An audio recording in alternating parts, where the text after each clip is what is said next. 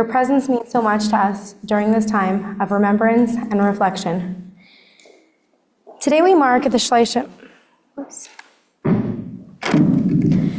Tonight we are marking the shloshim of my mother's passing. The shloshim is marking a milestone for the Leah's neshama.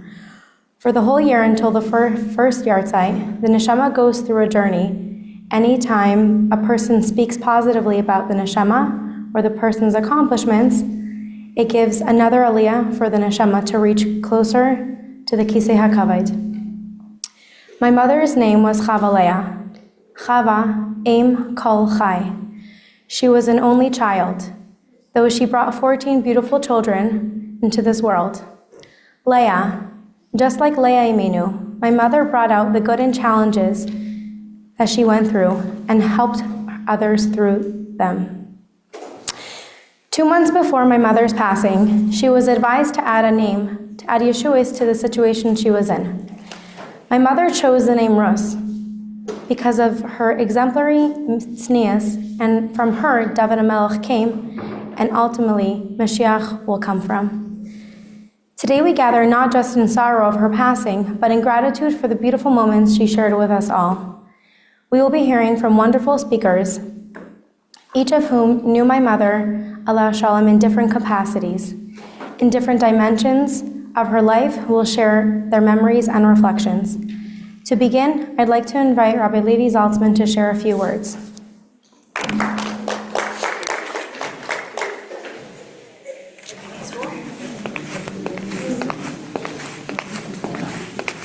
Rabbi Zaltzman?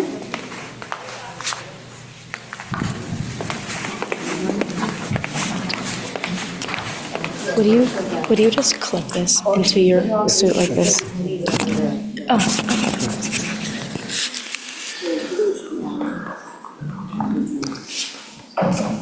I was asked to share a few words primarily on the Parsha, to open up with Divei Bracha. And as thinking about what to share, I came across something which I thought was so appropriate when commemorating a shloshim of Mrs. Goldberg. The Parsha this week talks about, of course, there's a lot of drama in the Parsha, but the non-dramatic part of the Parsha seems to be out of place. The Parsha talks about the kiyur of the Mishkan. While most of the kelim of the Mishkan are already talked about in Parshas Truma, why does it end up in Parshas Kisisa? When thinking of the kiyur, we find two contrasts in the kiyur which are fascinating. The kiyur, on the one hand, is mentioned the last, 2 parshias later than all the other kelim. The kiyur is one of the kelim which no avodah was done with it. All the kelim were in the Kodesh or the Kodesh HaKadoshim, or at least the Mizbeach was straight in front of the opening entrance to the Kodesh. The kiyur was pushed to the side, mentioned the last in the Torah. But on the other hand, the kiyur had something to it that none of the other kelim had. The kiyur that Gemara says has to have in it the shear an amount of 4 washings. Why 4? There's only 3 Kohanim: Aaron, Elazar, and Isamar. The answer is Moshe Rabbeinu was also included. The kiyur, Moshe Rabbeinu only served in the Beis Hamikdash in the Mishkan for 7 days. The kiyur is the only one of the kelim in the entire Beis Hamikdash that had a connection, and for all the years of the Mishkan, although Moshe Rabbeinu had nothing to do with Avodah in the Mishkan throughout the 40 years, the kiyur was the only one that was clearly its size, its daily fill-up, remembered and was connected to Moshe Rabbeinu, unlike any other kelim. Another contrast of the Mishkan, of the kiyur, of course, was what it was made out of. We know the Medrash says it was made out of the Mares HaTzaves, the mirrors, where initially Moshe Rabbeinu was uncomfortable. He says he felt it was inappropriate. Mirrors which were used for possibly inappropriate inyanim should be brought into the Mishkan. But the contrast of the Mishkan, of the mirrors are, while Moshe Rabbeinu felt it being inappropriate to include it in the Mishkan, Hashem says, Eilu chavivim alai, these are my most precious ones. While it seems like a contrast, in the Sichad, the Lubavitcher Rebbe says, he says it's actually not a contrast, it's actually for the very same reason the contrasts actually do exist. Because the kiyur wasn't, its role wasn't, I am going to do a big avodah, I'm the front and center. The mizbeach was the front and center, the menorah, the shulchan are all front and center. The kiyur, because of its humility, because it's all the way at the end, because it's all the way on the side, it's the one that resembles and remembers and is connected to Moshe Rabbeinu in the greatest way. And I think I didn't know Mrs. Goldberg for too long. Became the Rav in the Shul only a short few years ago. Of course, I know the family for many years. I think when I was born, maybe they were our next door neighbors in Thornhill. But from what I see and from what I hear, she wasn't a front and center person. But anything which was connected to the Rebbe, anything which was there to do what's right, she was there to do it, but not having to be in the front and center. And of course, Cybersem, which some people run away, this is Maris at Chavies, this is areas which could be terrible klippa. But Eilu Chavivim Alai, she managed to bring Torah to hundreds or thousands of Yidden through this very keli, bringing Kedusha to the whole world. So Achayit and Alibai, of course, we don't have to be front and center. And that itself, that humility connects us to the greatest of heights in the greatest of ways. And finding every single opportunity, even the Maris Chavies, is actually the purpose. Hashem says, these are the most precious, being able to find the lowest places in the world and elevate them and bring them to Kedusha is the greatest of accomplishments. Hashem should bench that her neshama should have an Leah, and she should be a good better for the entire mishpacha. Continued nachas, continued b'shuras teves, gesund and parnasa for all the children, and of course for Alman and Hachaim should have all the koyach to continue together with all his children. We should only hear b'shuras teves.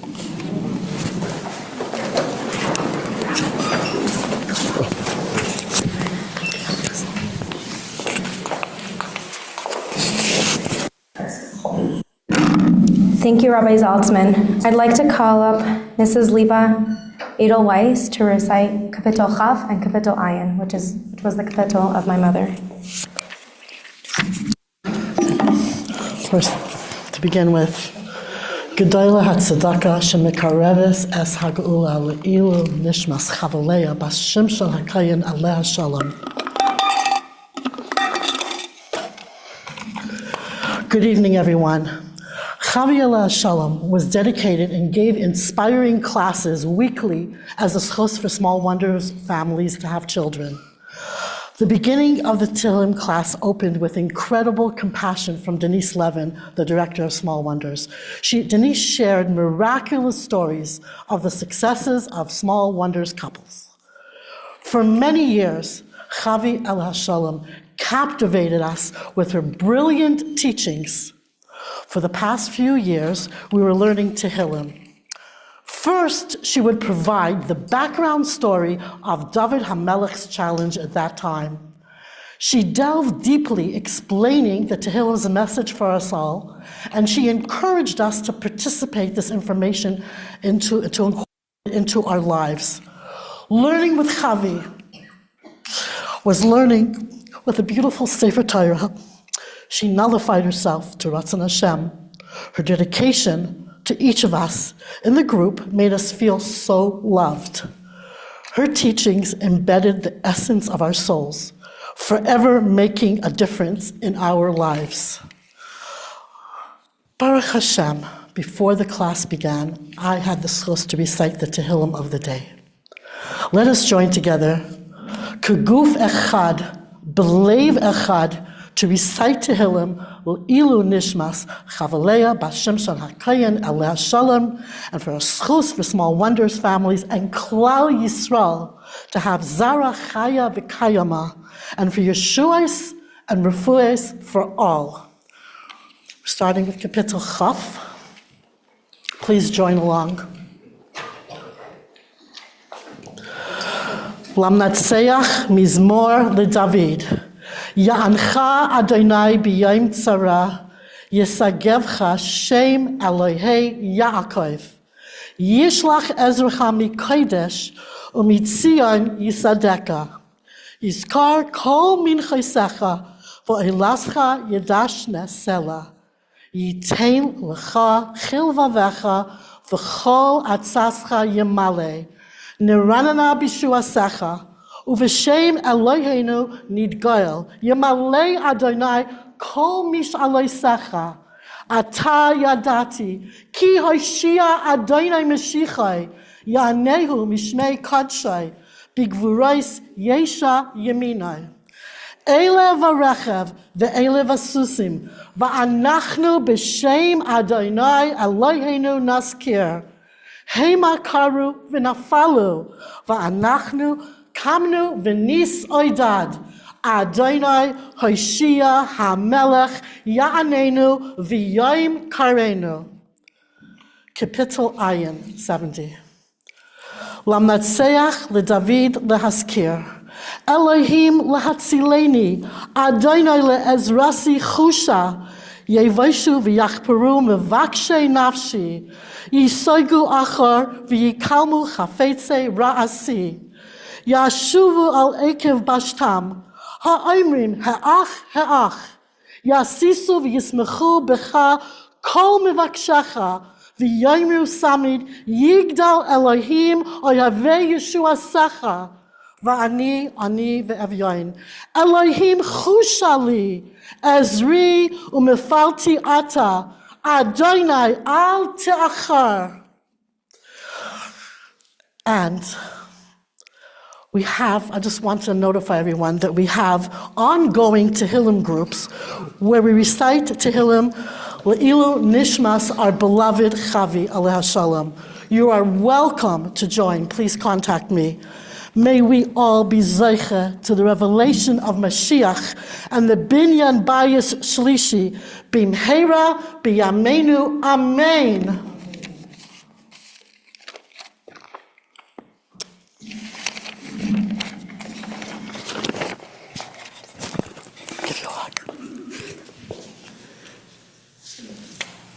I think you took one of my papers. Here, go on, switch. Thank you.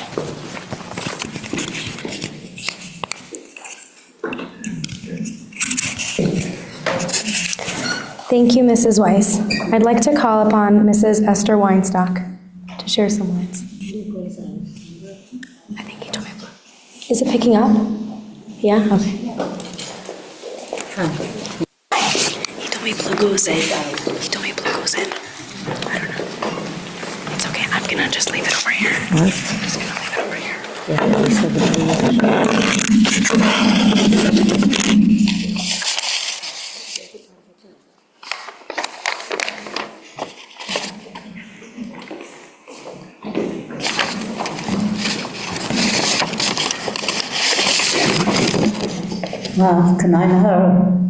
The size of the island here attests to the role that Chavi Allah Shalom played in people's lives. Okay, when preparing to assemble memories of the Nifteres, to use in BYHS for the shloshim, they brought to mind the words of Shlomo HaMelech and Eshes Chayil. Among the Midrashei Chazal, they use his words to describe Sor Imenu. It occurred to me to use his praises of the Eshes Chayil as they resonate in describing the life of Chava Leah bat Shimshon Hakohen, Leah Shalom. Chavi was an only child, yet she had a much different vision of the family she would raise. As their marriage took off, she sought out women mentors who would help her guide her and to achieve her goals. From the beginning of our friendship, Chavi indicated that she wanted to learn, and our days together involved shiurim, always bringing a newborn with her and a friend as well.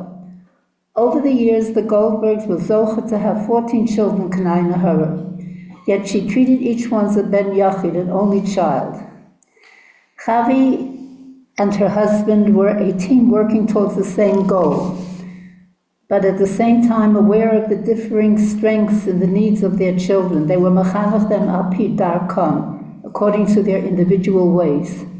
Similarly, it was noted that she carried over this relationship to the students she taught. A mechanech whose daughter was a student of Chavi told Reb Chaim that she really knew her students. I'm going to insert here a comment that my daughter, Hannah, sent me when she thought about her memories of the Nifteres. And the reason I'm going to do it is that it mirrored very much what I said, even though it may sound redundant, but nevertheless it shows that it wasn't just a das yochid, but other people felt the same way. This is from my daughter Hannah. She had a large family, Knainahara, true, but she was always so serene, so organized, so on top of her home. Things were run efficiently and beautifully, with attention to detail, and a feeling that every child was cared for. I remember her reading tales of tzaddikim to the little ones. She had the whole set. There were many, many, many volumes of the Moznayin books, and she had them all. Her children were truly her pride and joy. She had a wall of pictures of them in the family room, with a picture of each one as an infant. She took so much pride in running a beautiful, well-functioning home. I remember when they renovated their kitchen and broke into the family room to make one large combined space with a massive table where all her children could eat at once. Everything was done beautifully and tastefully and with a sense of beauty and pride. Her children were always impeccably and beautifully dressed, as if each one were an only child. She was put together, always on top of things, organized, serene, and calm.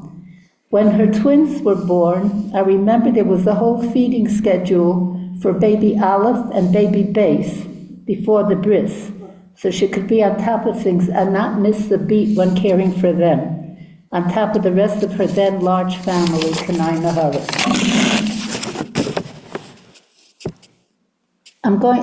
So I'd like to continue now in bringing in the words of Eshes Chayil.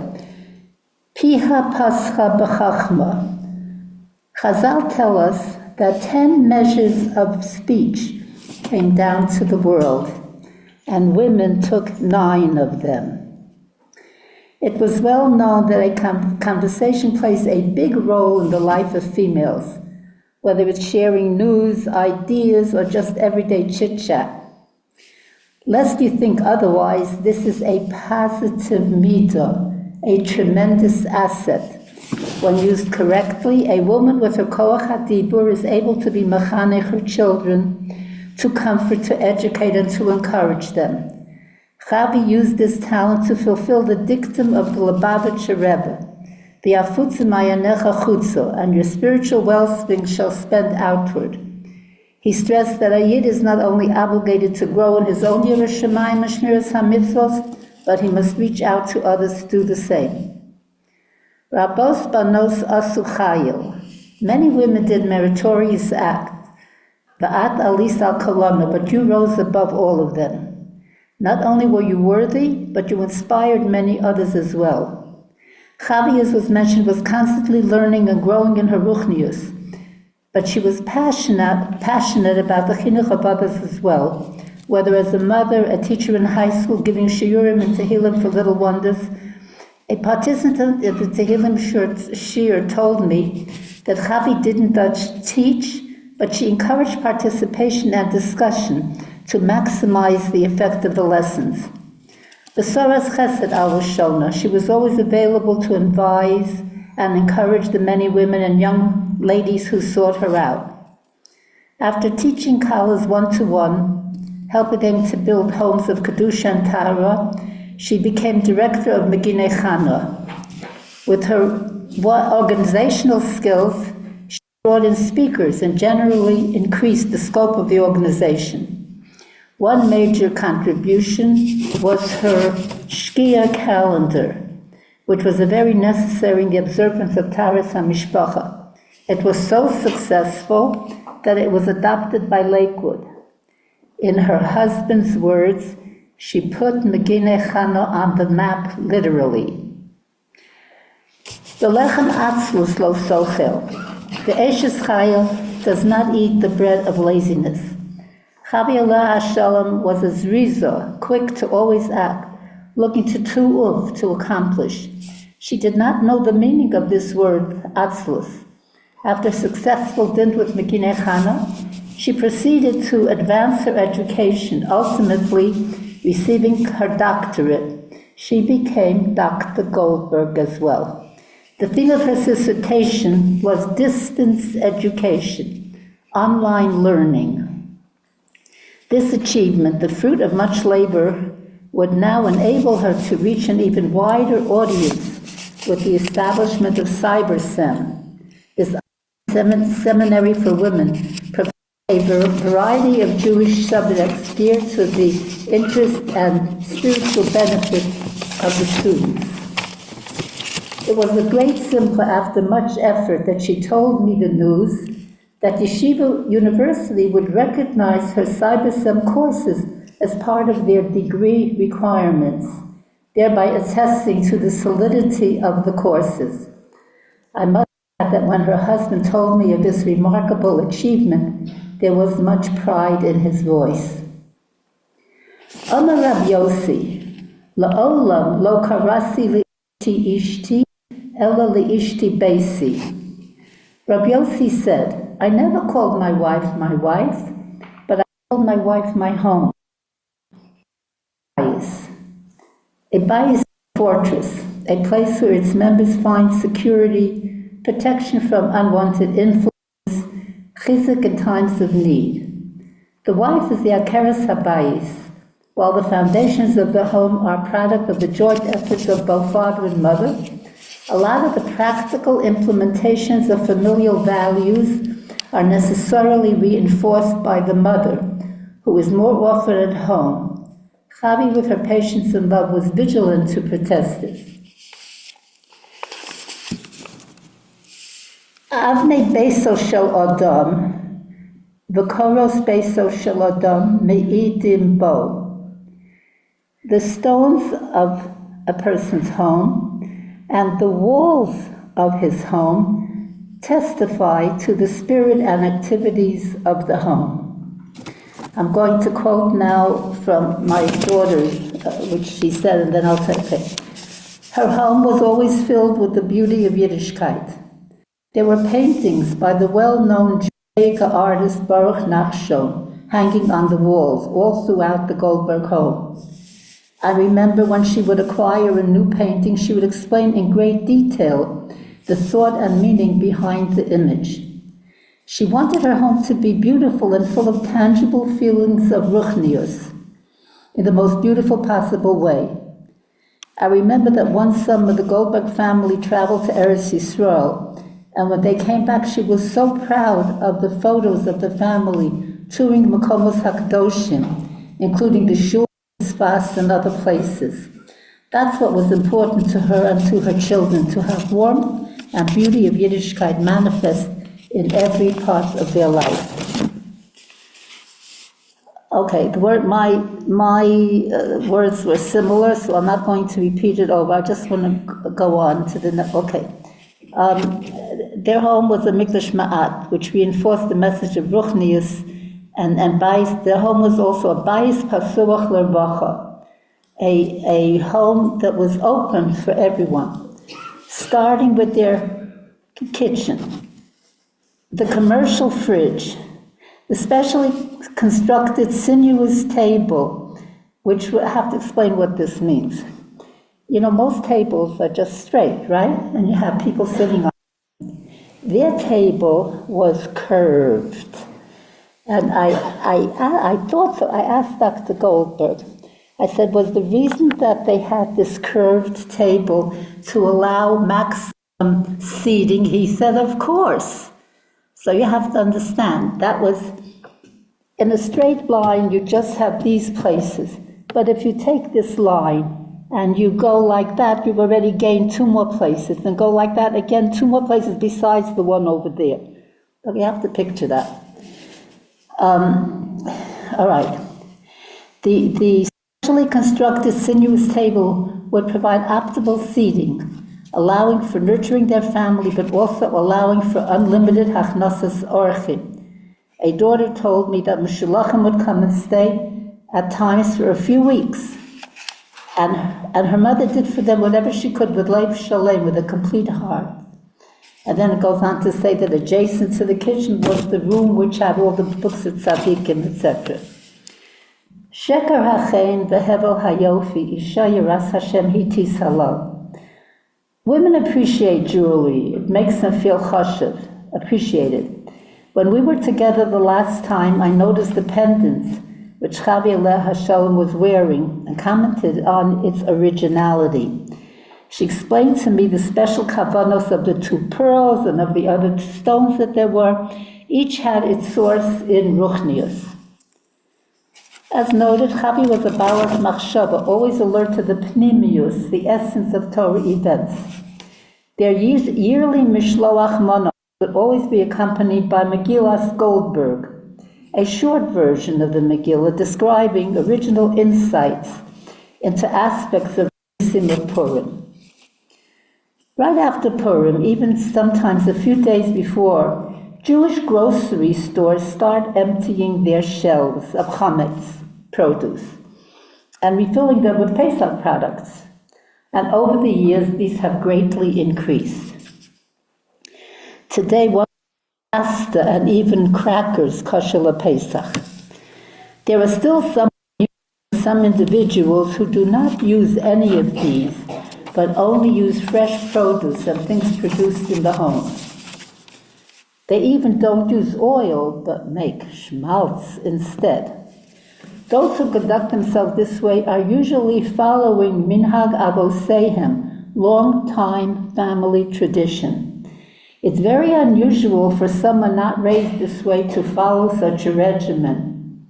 I was vaguely aware that Chavi followed this hanhaga, but to double check, I asked her husband. He confirmed that she did, and added, she even makes schmaltz. Such is an example of her hidur mitzvos. Chavi grew up in a different world, and happily adopted this hanhaga. I was once taught that what it says in the words, Vatakan ba'od laila, in Eshes Chayil, that she arises while it is still dark in the night, refers to Tzrurah Imenu. And because of her zrizos, her alacrity to face the obligations of her role, she made it possible for Abraham Avinu to vayashkem Abraham baboker, to get up early in the morning. Such is the koach, and to go to the arcade, the koach Eshes Chayil, of our own Chavi, who inspired her husband and children. She was a full-fledged partner in his ruchnius and a role model for her children. Her children and her husband rose up and praised her. Praise from children to their parents is when they follow in their paths. While the Goldberg clan occupies all parts of the globe, they reach out to other Yidden with their acts of chesed wherever they are. Dr. Goldberg shared with me that true to the family spirit of helping others, 2 of his sons donated kidneys. Verily a life-saving act. Chazal teaches that the main midah in a woman is tznius.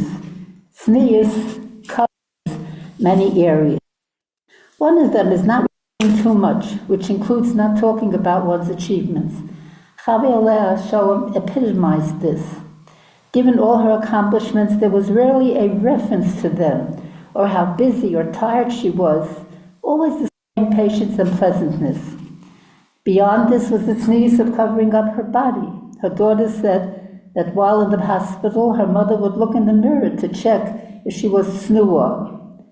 And you were told about the choice of the name Rus that was added was because Rus was especially known for her midah of tznius.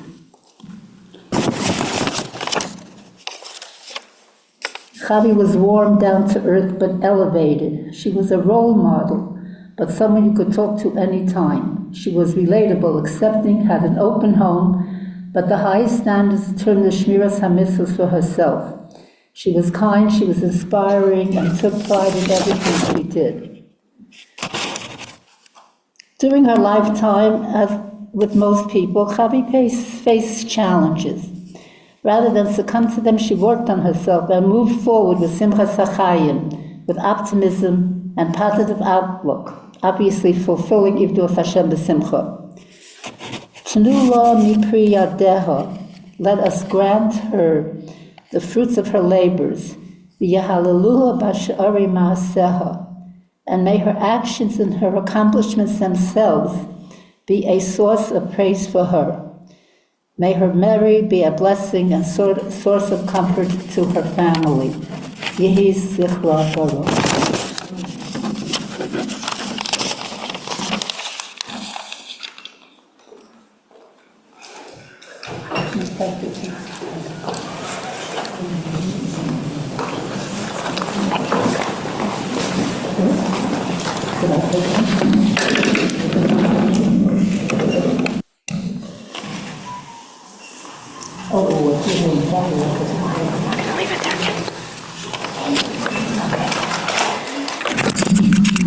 Thank you, Mrs. Weinstock. As being the youngest, I feel like I've learned so much about my mother just from this one beautiful speech. Thank you. I'd like to call upon Mrs. Madeline Greenberg.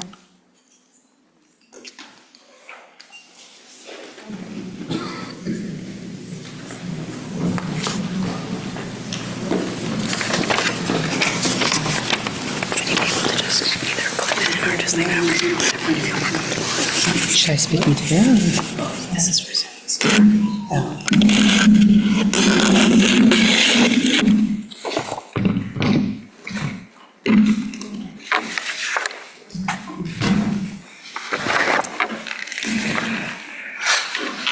It was early 1970s when I first met Chavi.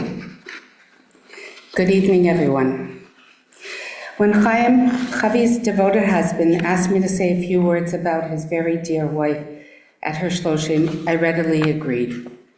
If I could, in some small way, bring comfort to Chavi's beautiful family within the painful short time after her Btzror, I absolutely wanted to. I want to share some personal memories of my dear friend, Chavi. No divrei Torah, that will be for people far more learned and distinguished than me. For me, it will just be my friend Chavi. In 1972, the Beth Jacob High School for Girls was a very special place to grow and develop. The 4 years of high school were grades 10, 11, 12, and 13. The student population in total hovered between just 100 girls to a maximum of 120 students. Rabbi Stefanski, Zichronot Tzadik Livracha, welcomed girls from every possible differing background. He pioneered and created a haven of tolerance and acceptance for all his students, teaching us how to embrace every Bas Yisrael, every fellow student, no matter their previous educational history. Chavi burst into our class with energy and happiness. She was thrilled to be part of the fabric of our class and the Beis Yaakov umbrella, and she devoured all the knowledge that was being imparted to us. Chavi was an idealist, a Chabadnik, and we all knew that she, in particular amongst us, would take all the information and lessons learned and use them in her future. The years flew by. Baruch Hashem, we married and became busy wives and mothers. Chavi's brood grew and grew and grew, reflecting how she grew in her Torah learning and her giving energy for the community. Chavi somehow had time to do it all. She spearheaded the Magenei Chana program to teach and support women in their most precious mitzvah of Taharat HaMishpacha. Over the busy child-raising years, we would meet and catch up and compare notes on the particulars of our lives. We would share in each other's simchas.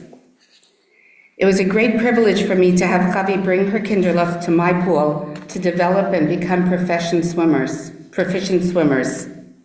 I knew that she very much valued the importance of having the skills to be a good swimmer because she and I had taken swimming lessons together when we were teens. And so Chavi would bring her child to his or her swimming lesson, and she would sit on the couch and begin learning. She brought Sfarim with her. If there were other moms sitting close by, invariably Chavi would begin giving a shir. Chavi just gave and shared at any opportunity that she found herself in. It was not prepared, it just flowed out of her. I was always in awe and admiration of her. She was really something. And if you ever tried to comment to her or compliment her, she would react with her signature full belly laugh that was delightful as she humbly absorbed what was being expressed about her.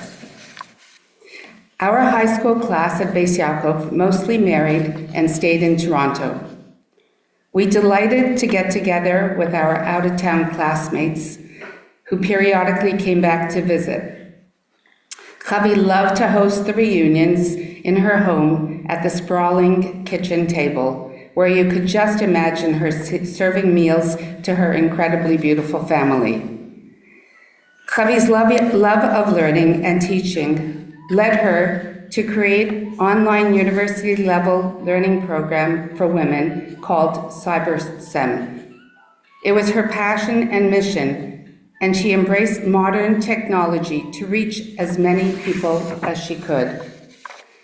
She just wanted to share what she knew, what inspired her, what excited her, what she discovered, and what drove her to the next level of Adat Hashem and Kiruv Rechokim. Chavi lived out loud. She has created a wide path for her children and grandchildren to follow. May her neshama have an aliyah. I just know she is teaching and will always be sending her messages and life lessons to her family and those who loved and valued her.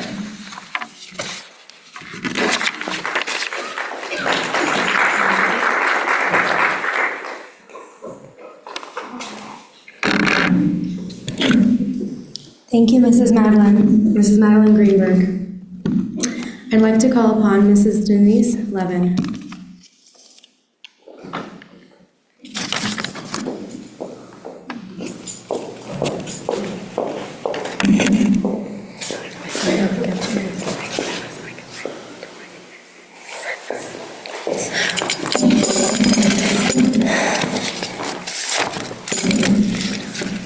I stand before you today in shock, disbelief, and humility as we gather to mark the shloshim of Chava Leah, bas Shimshon Hakohen.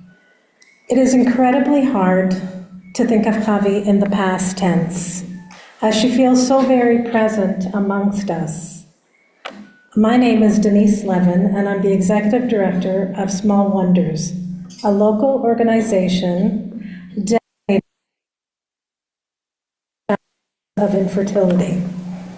In a moment, I will share how this connects to my friendship with Chavi. I have known Hachaim for many years. In fact, we were once neighbors on Bar Street for about 2 years, 38 years ago. Back then, we were both young mothers raising our families, and although we were friendly, life was just so busy. As time went on, our paths took us in different directions, and our careers led us down separate paths, so we didn't cross paths often. One of the major ways we support couples at Small Wonders is through financial assistance. We offer grants of up to 75% of treatment costs to qualifying Jewish couples. And these grants are made possible by 2 fundraising events each year, and the incredible generosity of you, our community. It was at one of these Small Wonders events, nearly 8 years ago, that I was so happy to see Chavi out socially. After the event, we sat and chatted late into the evening. It was such a great catch-up, and I remember how much I enjoyed her company. As time went on, I became busier at work. One of the most common concerns I was hearing was the overwhelming cost of infertility treatment. For those of you who may not know, an IVF cycle costs between $22,000 and $25,000 per attempt, and that's just an attempt, not a guarantee of success. I kept thinking about how the focus on the financial burden of infertility was often overshadowed by the importance of prayer in the process. How could we encourage prayer in a meaningful way? How could we help? Then it hit me. What if we gathered a group of women to recite Tehillim on behalf of a couple? I would get permission from a couple I was working with and ask if we could dedicate a morning of learning in their merit, that they should receive Hashem's blessing, ultimately have a baby in their arms. And the idea for a baby Tehillim class was born. Now the question was, who would moderate this group? And that's when I remembered the chance meeting at our fundraising event. My next call was to Chavi, asking her if she would moderate the class, which we named Learning and Lattes, though it was mostly learning and coffee, as we didn't have a way to make lattes. The rest, as they say, is history. With Chavi at the helm, we built a core group of women who were dedicated to supporting these couples in a spiritual way. Our couples were so grateful, feeling that the prayers and support contributed to their success in becoming pregnant. At our peak, the group grew to nearly 20 women, and we met consistently.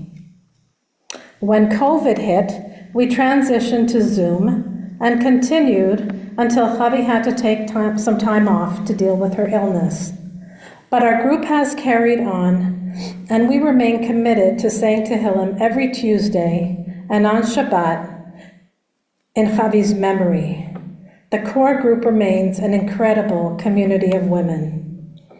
We also shared many joyful moments together, including painting tambourines, something Chavi was especially excited about. And here's mine.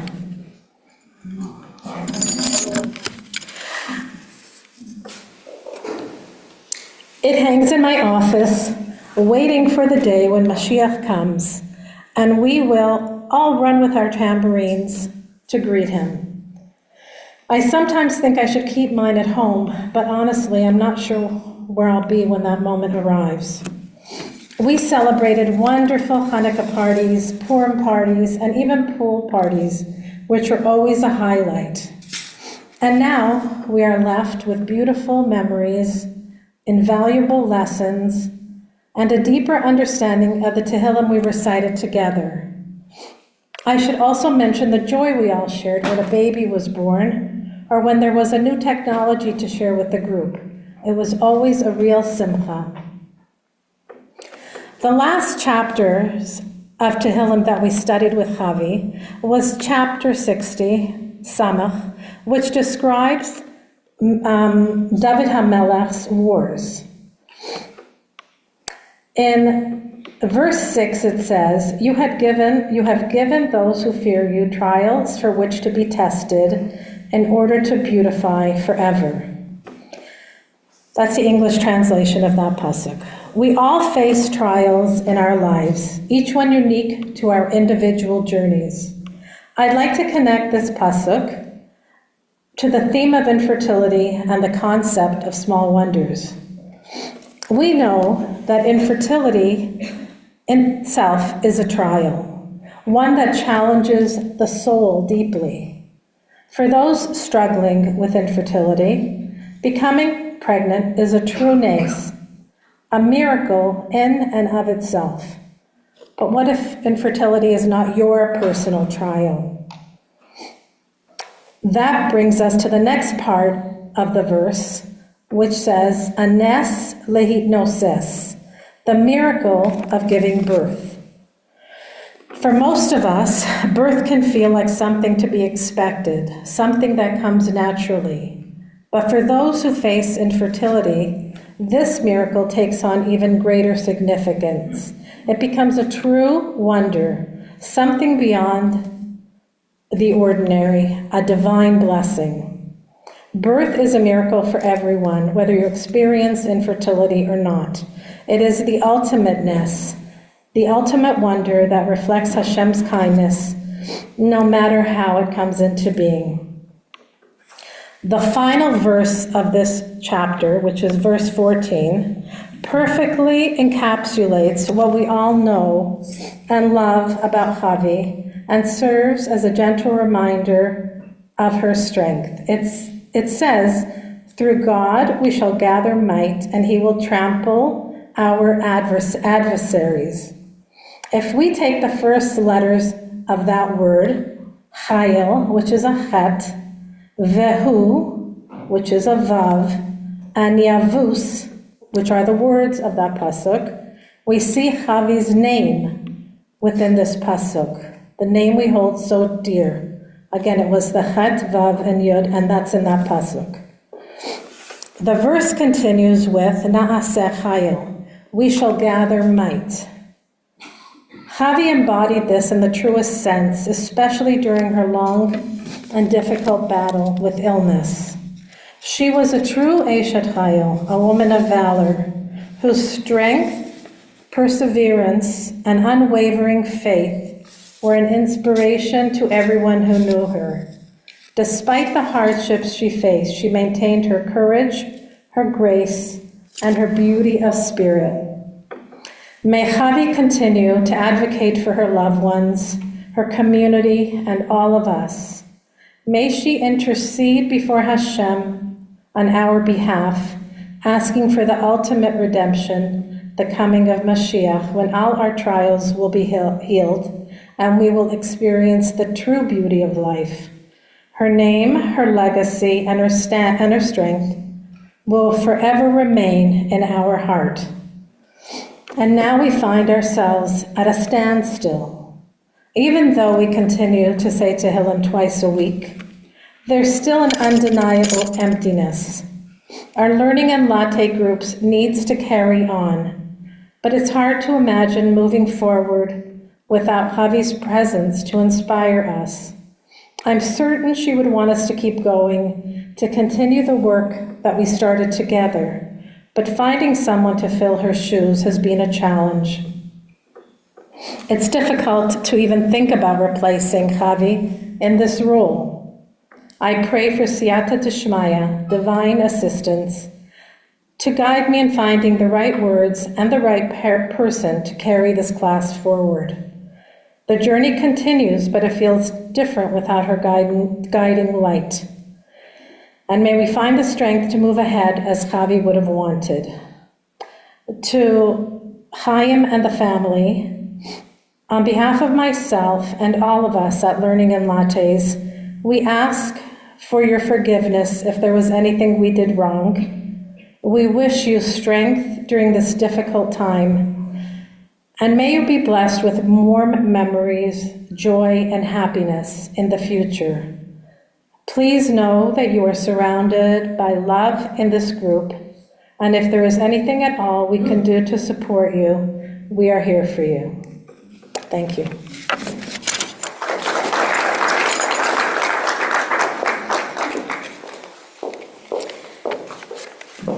Thank you, Denise. I'd like to call upon Mrs. Elaine Rubinoff.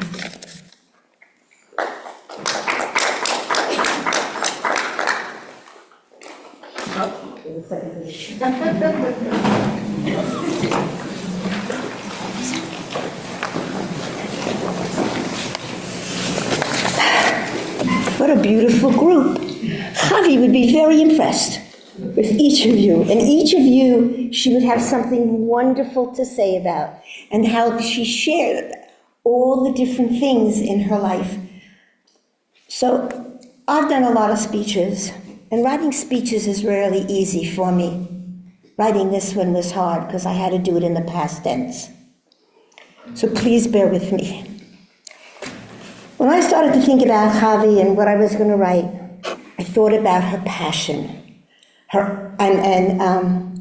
Somebody said idealism, and I had been looking for that while I was writing this. Her idealism and her passion. Her passion for her family. Now, I don't know whether this is a coincidence or not, but the thing that I remember about that table was 14 cheesecakes that she had made. And I don't know whether she made one for each of her children, but I tasted a lot of them, and they were really, really good. Her Ahavas Hashem, she just, everything was Hashem. And we would spend a lot of time talking, I'll talk about it now, about chinuch. I was asked to do chinuch because that's what we shared a passion for. And, I think this closed? Anyway, yeah, it's okay? All right, thank you. And there wasn't a moment that she didn't talk Torah. She didn't talk Hashem. Everything that she said and everything that she did related to this. Her Ahavas Yisrael, she loved all of us. She loved all of us in a different way in terms of how we related to her. She loved the passion she had for the Megina Chana, her learning. I like the way you said that she would go swimming with the kids and take a sefer because there was something new to learn. Her sharing of Torah, the shirim that she gave. But I don't know about anybody else. Like I said, she shared with me when we met on the street corner on Shabbos and on chinuch. And that's what I want to talk about. We're not supposed to be jealous of anybody. I'm jealous, except Torah learning.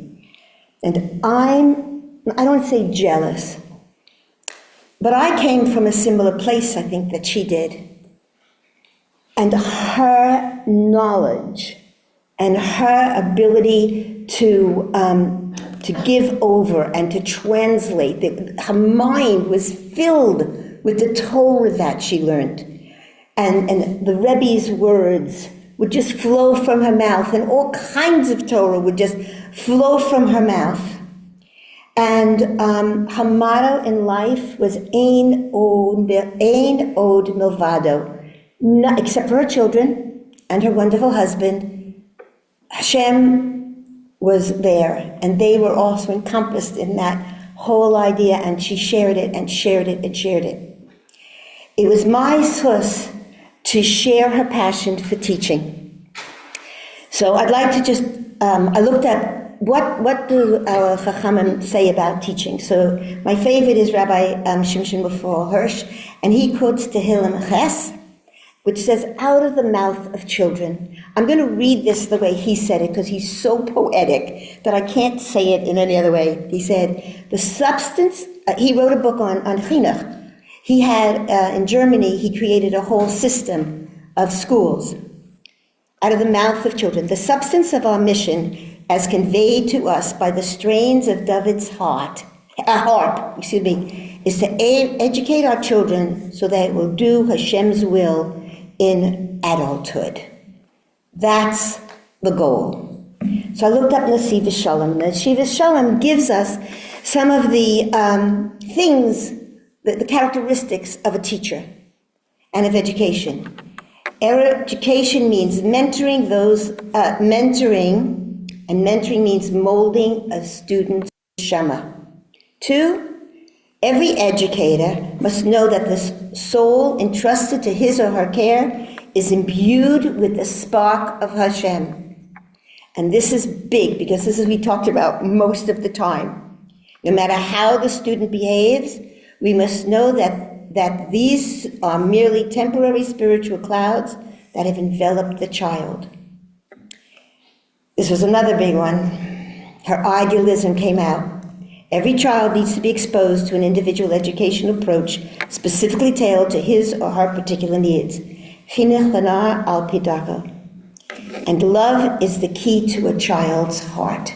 And when I say children, Chavi worked with children and she worked with adults, so I'll include us in that, children.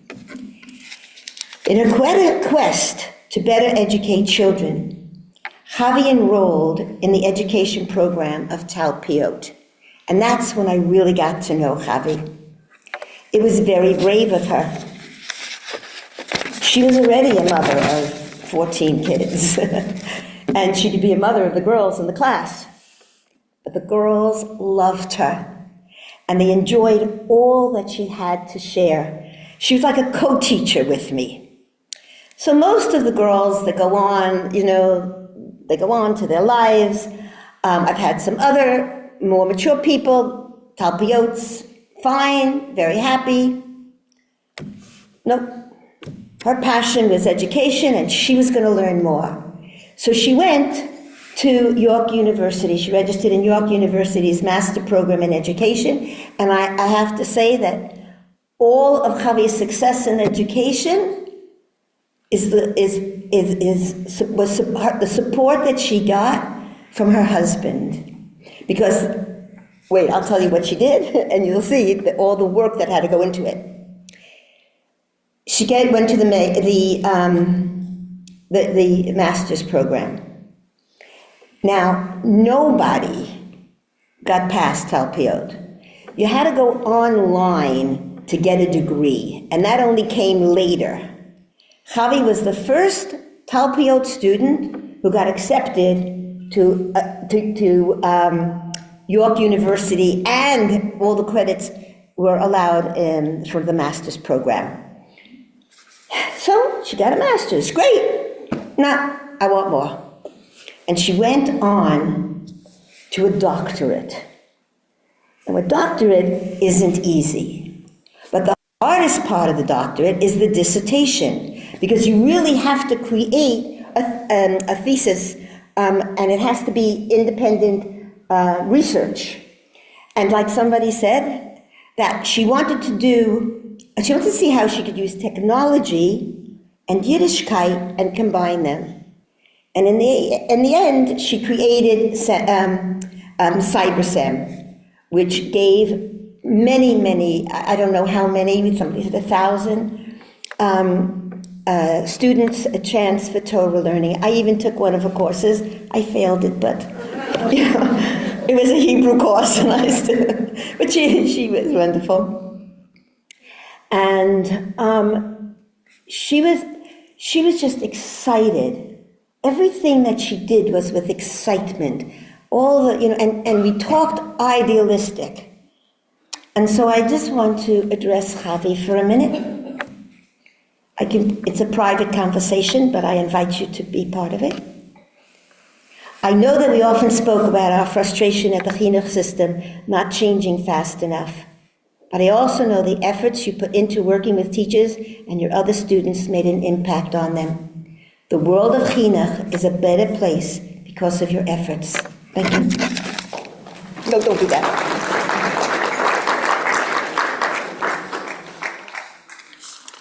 Thank you, Mrs. Rubinoff. I'd like to call up my sister-in-law, Chavi Goldberg.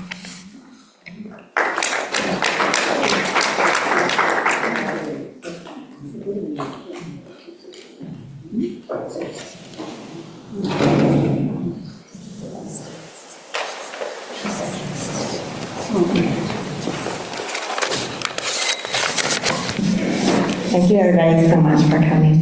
It means a lot to all of us. Usually when I speak, I don't write all the words like this. I like to speak spontaneously from the heart, but now it's so emotional for me, so I wrote out all the words I want to say, so I won't miss a single one. When I first got engaged, I called her Ima, because I already had a mommy, both in a few years she was mommy. A biological mother is never replaced, but my mother-in-law was my other mommy. She always had a for me, a shoulder to cry on. She would listen to me kvetch, and she was always ready to express pride in my accomplishments. She encouraged me, and she told me to take care of myself. She'd say, I'm your mother here. Imagine if your mother was here. What would she say? And then she said it. She would right away qualify herself. I'm not telling you what to do, chas v'shalom. I only love you, and I know what your mother would want you to hear. She me during some very private, vulnerable moments and supported me in a way no one else could. The first time I began to understand what mommy could mean to me was after I gave birth to my oldest. She was born one summer when 3 other baby Goldberg girls were born, so mommy was busy traveling all over to support all the temperature, and I could not appreciate at the time what that meant simply because I was clueless. But about 4 weeks after Shava was born, I finally felt a bit better after my C-section, and mommy and Shver came for Chavies and the Kiddush. They joined us for dinner Friday night. She came in and reached for the baby. The instant she held Shava, she fell asleep. How could she do it better than me? That didn't make sense.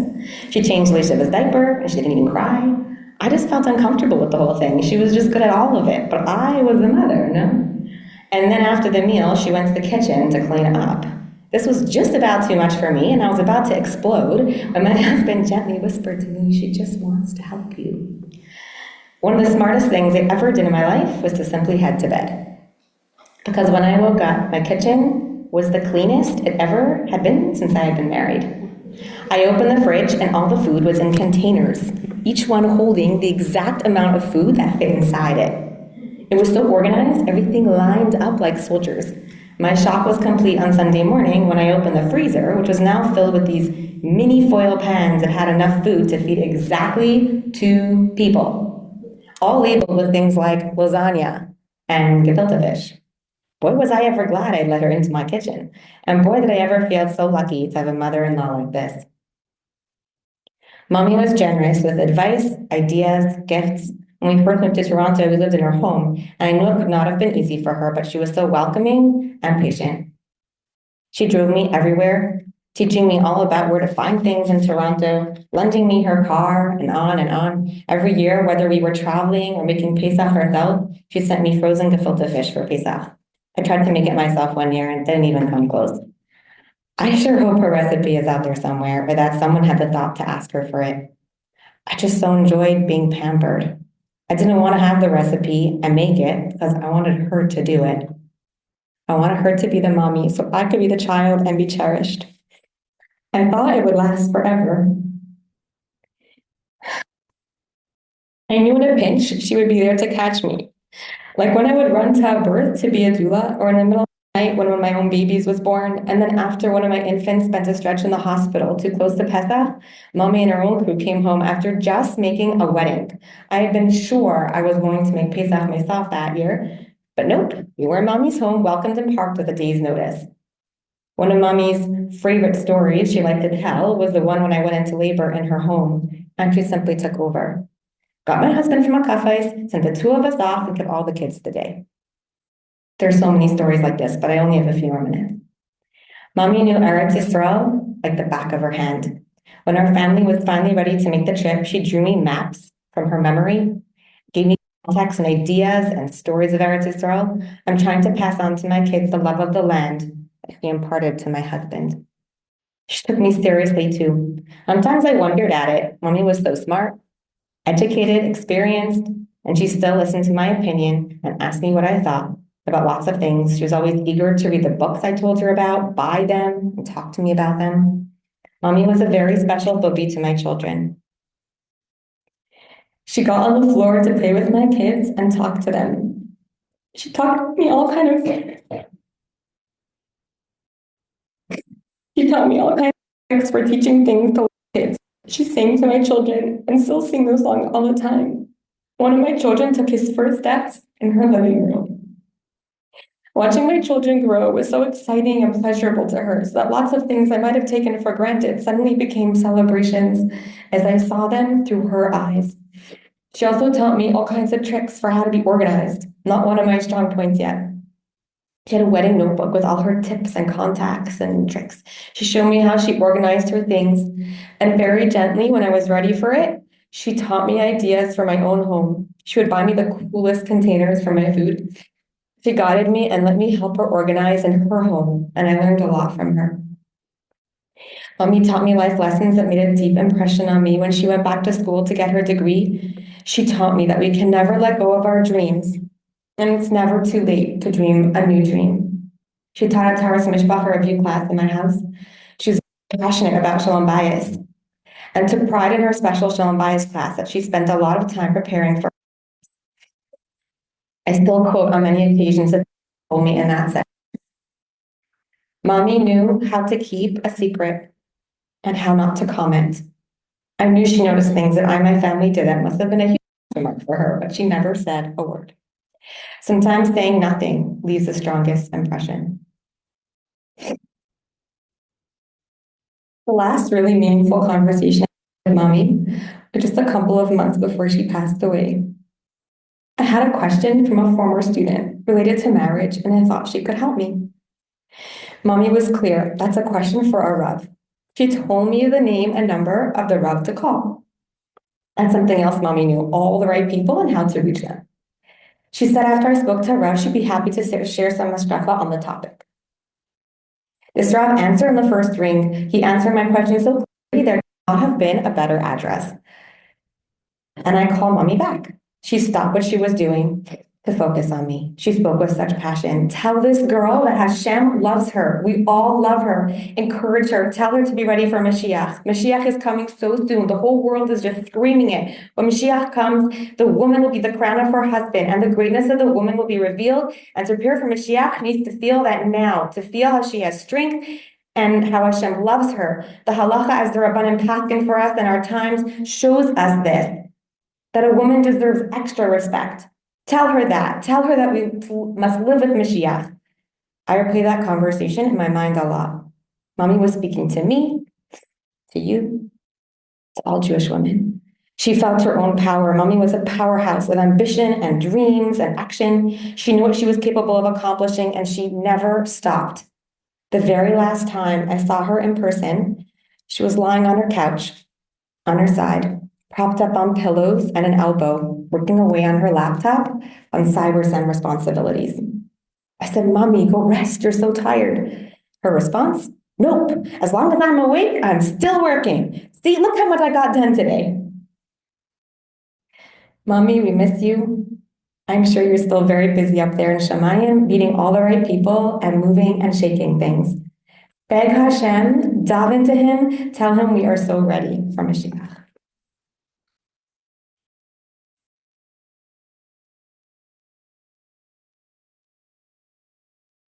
Thank you, Shmirza. I'd like to call up Mrs. Colette Avital.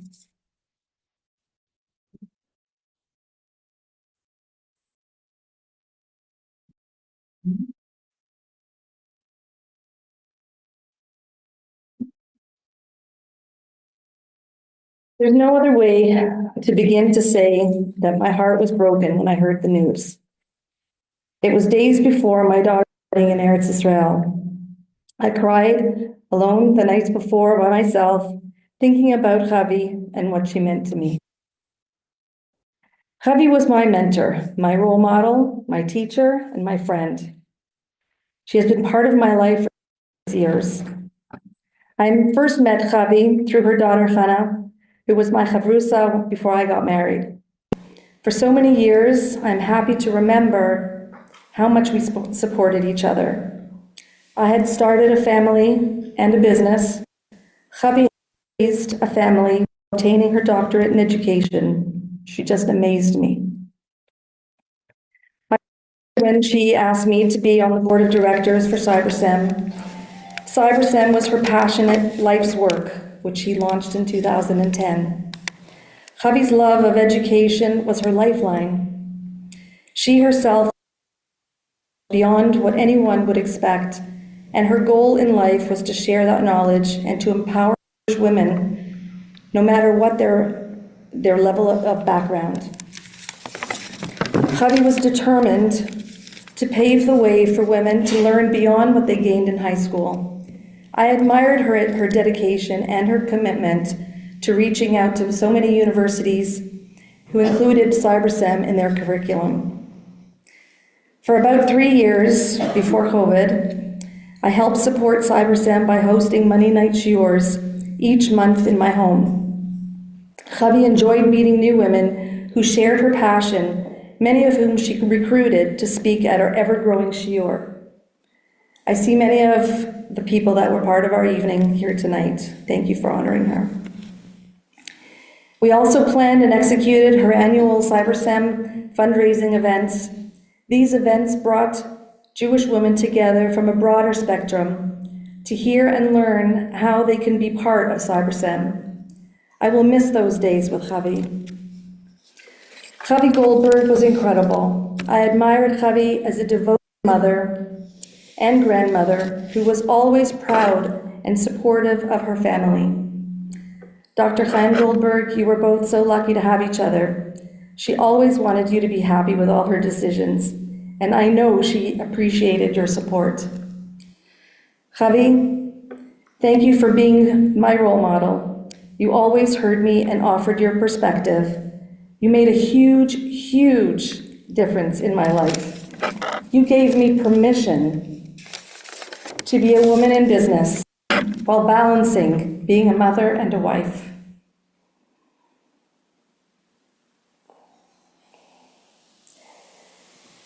Thank you for being my teacher. You always shared your wisdom about life and Torah.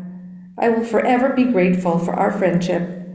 We laughed, we shared, we created, we celebrated, and we cried. You were a beautiful woman who carried herself with modesty and class.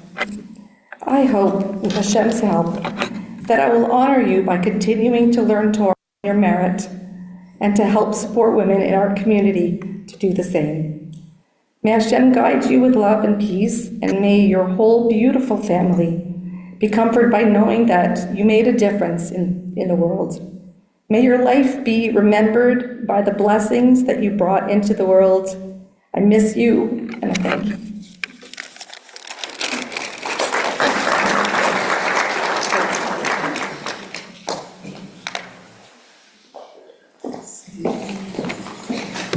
Thank you, Colette. I'd like to call up Mrs. Esther Zirkin to share a few words.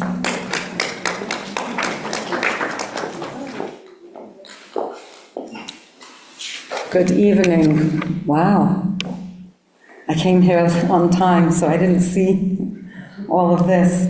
But I have to say that it's a beautiful testament to Chavi, Leah Shalom, that so many different parts of Toronto's community has come together, because she had a heart for literally every section of the Jewish nation. She loved all of us.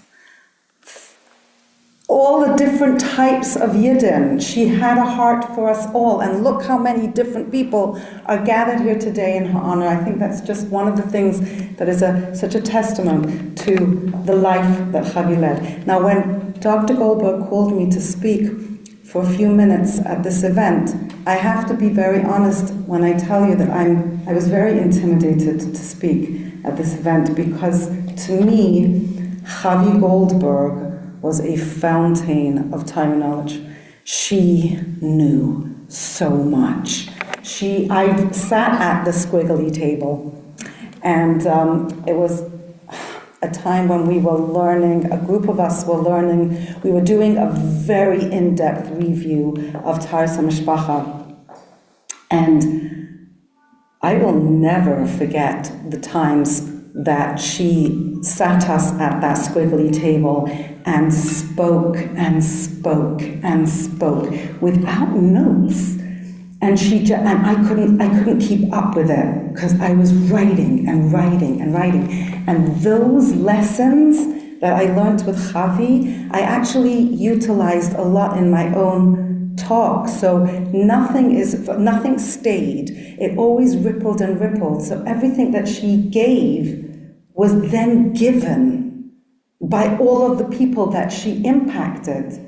So it's a never-ending thing, and it's wonderful. And those very, very deep pieces of Torah that she gave over to us women that were doing this extremely intense review, oh my goodness, I can just pick it out and just see her in front of me giving it over, because when Chavi gives over, and I have to say it in present tense because it's very alive to me, when she gives over, she locks eyes with her recipient and she is passionate, and her fire lights my fire.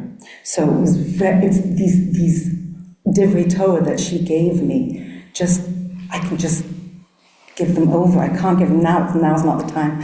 But I credit her with a lot of what I give over came from her in that particular area of Taras Mishpacha. I was Zoicha Baruch Hashem to teach quite a few of her kinderlach. And I have to say that's it was remarkable, because Chavi was a partner with all of the teachers of her children. She and I talked together, whether on the phone, whether at PTA, whether at a Nishmas event. She was when we speak about dedicated to each one of her children, I actually saw that. It's not something that for me is just a sentence. She lived it, and I saw that, and I loved that about her. We were a team for each one of her children. But what Chavi might not know, and what you guys don't know, is that her children actually taught me. Each one of her children taught me something. Particularly, I have to say that she has a son who's a shliach, a rav, in Rechavia in Yerushalayim. And when I go to Eretz Yisrael, I always make a point to go to that shul. It's right next, it used to be right next door to the Beis HaKnesses HaGadol, right? They moved, and this past summer I got a little lost finding it, but I cannot be in Eretz Yisrael without going to Chavi Goldberg's shul. Before he was married and a shliach in Rechavia, he was actually the assistant rav in Flamingo. And I was a teacher. One of the basic classes was renting a room in Flamingo, and I was the teacher there. And whenever there was something that I did not know, he was my go-to rabbi. So, yeah, her children have taught me a lot. Chavi was somebody who threw herself into I know we've spoken about this already, but for me it's I just have to mention it. She just threw herself into every role that she was ever put into. So whether it was a wife, and the way she was machabed her husband all her life, there was so much respect and love between the two of them. When she gave over Taras HaMishpacha classes, that was so evident. And I thought, wow, he's such a lucky man. He has such a devoted life. And mother, total dedication, machaneches, 100% of herself. She threw herself into every role 100% and became a role model for so many of us. But one thing I also want to mention is that she understood she understood the idea of hayom la'asaysam, that we're here in this world to do, that our lives are important. Every day and every moment is important. And she did not ever waste time, which is something that I need to improve on, so I will, in her zuchos. She did not waste time. And I have to say that Chavi actually gave me the speech. That was just an introduction. I'm going to tell you, I'm not. I was only given 5 minutes. But Chavi actually gave me tonight's speech. Madeline, we were both at your swim school.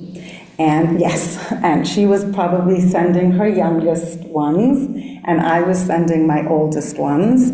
And we would meet, and just as Magdalene said, she would come with Svarim and give over Shiurim. But she knew me, and she knew that I'm a dramatic person, and I love stories. So I'm going to give you Chavi's speech, because she gave it to me, and I have to tell you, I said it at the Shiva.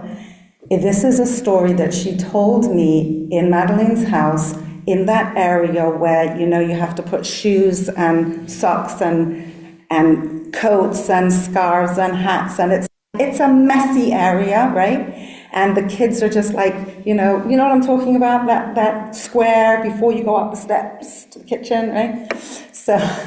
So we were right there, and we were putting our children into their winter gear, and we were chatting like, up, down, up, down. And then she said, Esther, I have something that you are going to love. You're going to love this. I heard this story just now, and you're going to love it. Listen. And I stood, and we stood together, and again, it was those fiery, passionate eyes that lit mine. So everything fades, and I'm just listening to this story, and I have to share it, because this is not a story that I took lightly, and it's not a story that I ever forgot. Perhaps it was the way it was given to me, but it was a story that related to me because she knew me. She knew me, and she knew that I loved stories, and she knew that this is something I had to hear. I'm going to share it with you. A young teenage boy is going to the Lubavitcher Rebbe. Whether it's a yechidus or it's just the dollar line, I don't know that detail. But he has a question for the Rebbe. And this is the question. He said, Rebbe, it says that Hashem created the world in 6 days. But HaKadosh Baruch Hu, well, he didn't say the word HaKadosh Baruch Hu, he said, but God is all capable and all powerful. So why couldn't he create the world in a second or in 1 day? Why did he spend 6 days creating the world? It doesn't make sense to me. And so the Rebbe said to him, I want to paint for you a scene. You have a beautiful beach, empty. The sun is setting. On the waves, there's like a reflection of the dying sun. We've all seen that in a picture, right? On this beach, silhouetted in black, there is a wife, a husband, and 2 children, and they're playing in the sand as the sun is going down. It's a beautiful scene, right? Beautiful. Have you seen it? Yes. Can you buy a postcard with that scene? Yes. How much does the postcard cost? About $1.99. That's right.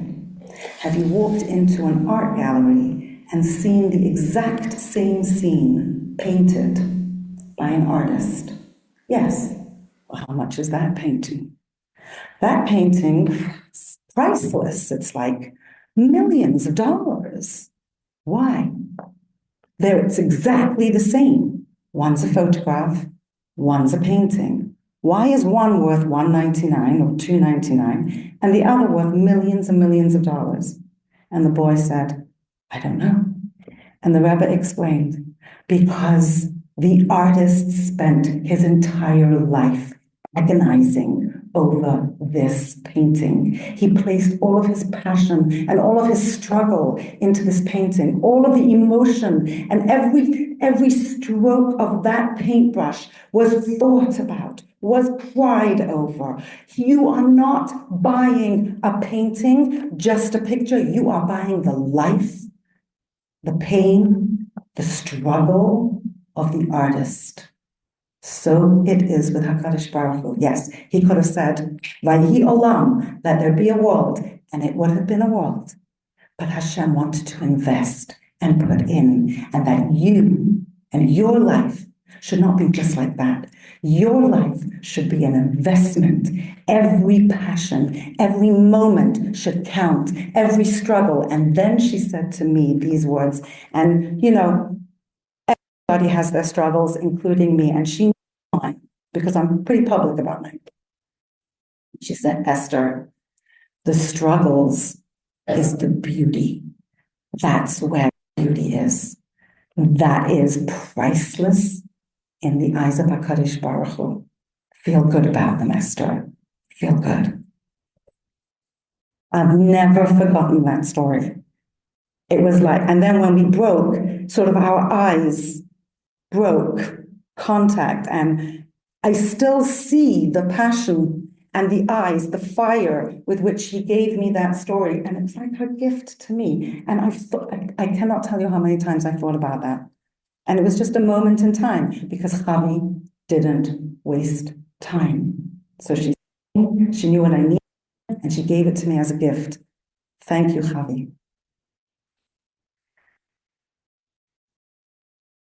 Just a small snippet, because while I was sitting there, I was thinking about this. My boys all went to yeshiva down south, and she would tell me, oh, I had one of Bachrim at my table, and she would say, Bachrim need when they're away from home. And my sons all went and ate at her home. She never wasted time.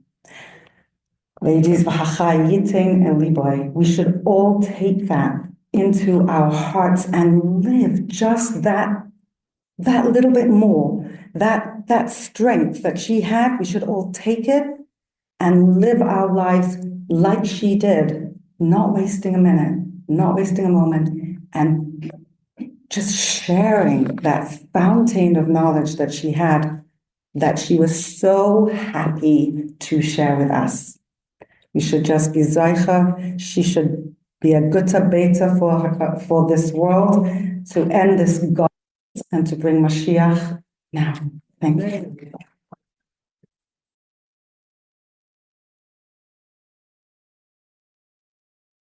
Thank you, Mrs. Arkin. Well, Mrs. Arkin, you just said the perfect line that's going to move right into my next point, which was there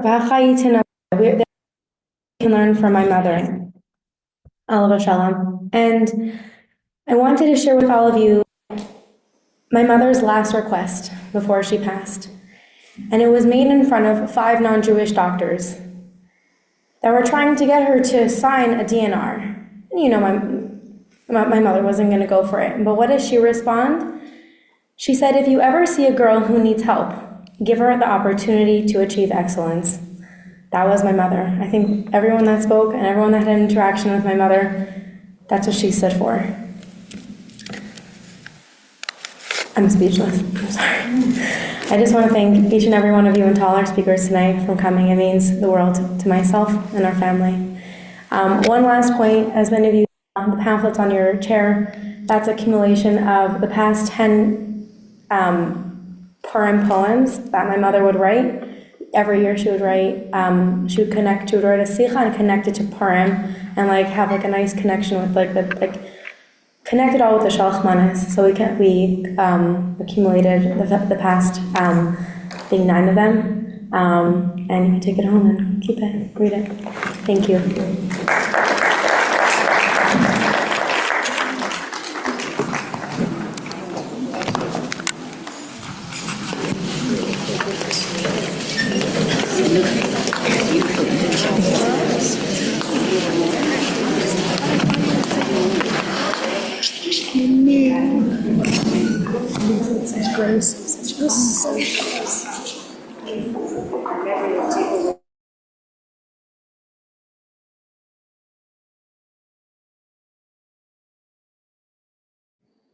Good evening to all those who have joined us on Zoom. My name is Chavi Goldberg, and on behalf of the family, I want to thank you for taking the time to participate in the shloshim for Mrs. Chavi Goldberg.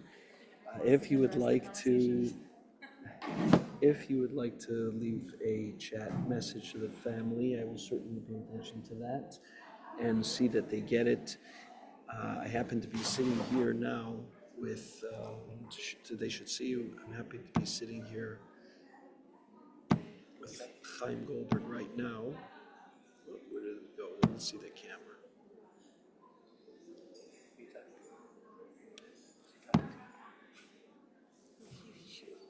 Goldberg wants to know who you're talking to. They want the pamphlet email. I'm talking to people on Zoom.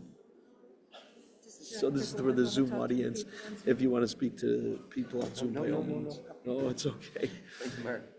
So please, by everyone, take the opportunity to send a message to the family. It would be very meaningful at this time. Oh, here I am. Okay. I'm sorry. Rabbi Goldberg, Dr. Goldberg, come.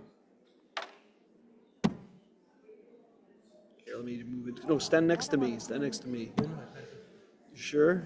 All right. Dr. Goldberg's in person. Okay, go ahead. I can't get him. He's obviously wants to meet the people who are here, but please take a moment to reflect on the beautiful things that were said this evening. Really was a lot to take in. There was a recording in case you missed any of the speeches. A recording will be made available. Contact the Goldberg family. It will be posted on YouTube sometime this evening. Okay, thank you once again. If anybody wants to say something now, add a personal story, please raise your hand in the chat function. I'll allow anybody if they want to unmute. And by all means. Some of you don't have the camera on. Oh, Mrs. Okay, there's a message.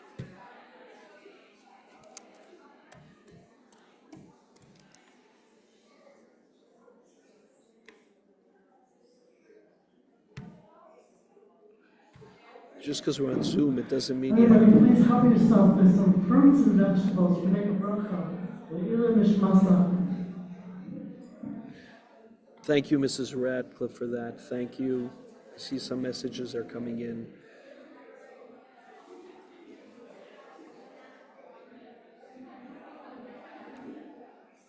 You don't have to put your camera on. I'll gladly just unmute even without a camera. If you'd like, feel free to speak.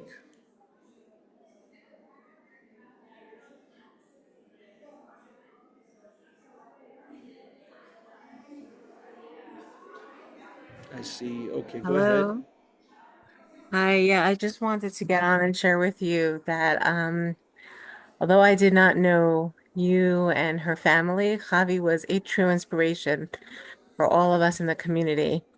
And she took such time and grace and her patience with her knowledge and with her whole soul in supporting everyone. And even though I never met her in person, I knew her for 5 years. Just through Zoom and through phone calls and through conversations, and she has changed my life significantly and so many people that I serve in our community, and we really feel her loss. And I daven that we should be able to continue doing the kind of work that she was trying to aspire in her schus. And I appreciate you for allowing us to be part of this shloshim.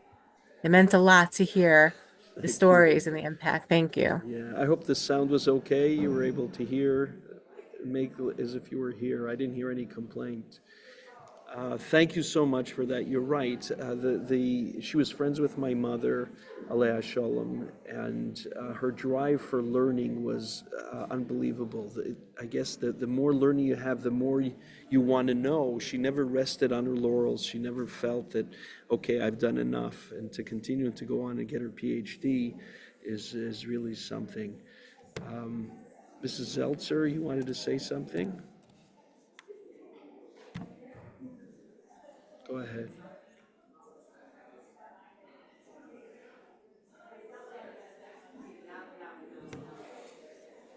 Okay, thank you to all who send messages. I will leave the room open for a few more minutes. Here in the room, people are gathering, obviously, and saying hello, as you can imagine. Okay, I'll try one more time.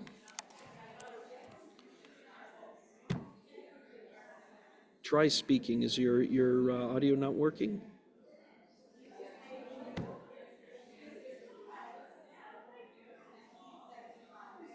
I guess not. Okay. Thank you. It was an honor and privilege to host, to bring these stories to you. We should, of course, always mean simchas. Thank you very much.